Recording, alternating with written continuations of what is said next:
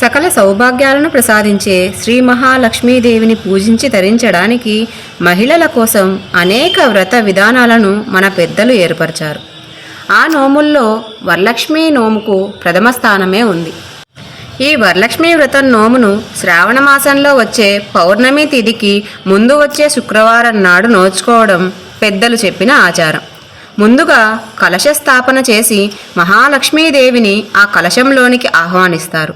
సకల ఉపచారాలతో విధి విధానాలతో పాటిస్తూ స్త్రీలు ఈ నోమును నోచుకుంటారు. ఈ నోము నోచినందువలన మాంగళ్య బలము, సిరి సంపదలు, సౌభాగ్యాలు లభిస్తాయి. మనం ఈ వీడియోలో అష్టలక్ష్ములు, లక్ష్మీదేవి నివాస స్థానాలు, పంచలక్ష్ముల గురించి, నవదీపాల గురించి తెలుసుకుందాం. శ్రీ మహాలక్ష్మి కుబేరునికి సంబంధించిన 8 మూలధనాలకి అధిదేవతగా ఉన్నది అని మార్కండేయ పురాణంలో చెబుతారు. ఈ 8 మూల సంపదలను 8 రూపాలలో ఆ దైవ కాపాడుతూ ఉంటుంది. ఆ రూపాలే మనకు అష్టలక్ష్ముల రూపాలు. ధనలక్ష్మి, ధాన్యలక్ష్మి, ధైర్యలక్ష్మి, విజయలక్ష్మి, వీరలక్ష్మి, సంతానలక్ష్మి, గజలక్ష్మి, విద్యాలక్ష్మి అనే 8 రూపాలను మనసులో భక్తి శ్రద్ధలతో ధ్యానించి యథావిధిగా పూజలు చేసి అర్చిస్తే మన కోరికలు ఈడేరుతాయని అని మన నమ్మకం. లక్ష్మీదేవి నివాస స్థానాలు ఏమిటి అని ఇప్పుడు చెప్పుకుందాం. బిల్వ వృక్షం మహాలక్ష్మితోనే అవతరించింది.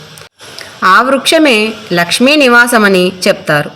బిల్వ వృక్షం క్రింద తామర కాడల నారలతో ఒత్తులు చేసి నేతి దీపం వెలిగించి పూజిస్తే ధనలక్ష్మీ కటాక్షం లభిస్తుంది. బిల్వ ఫలాలను పూజాగదిలో పెట్టి పూజించిన ఆర్థిక స్థితి వృద్ధి చెందుతుంది అని కూడా చెప్తారు. పంచలక్ష్ముల అంశం పాలు, తేనె, తామర పుష్పము, వరికంకులు, నాణెములు.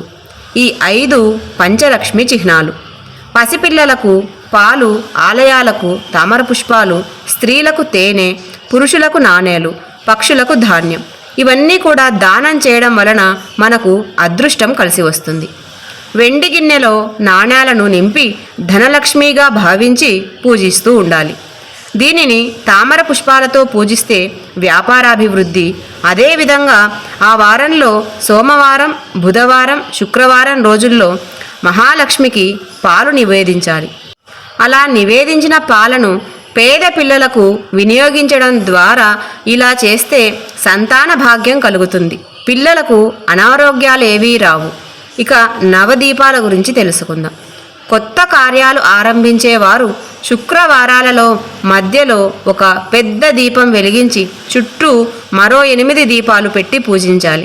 మధ్యలో ఉన్న దీపం మహాలక్ష్మిగాను, చుట్టూ ఉన్న 8 దీపాలు అష్టలక్ష్ములుగాను భావించి ధూప దీపాలతో సేవించి బెల్లం నివేదన చేసి పూజించాలి.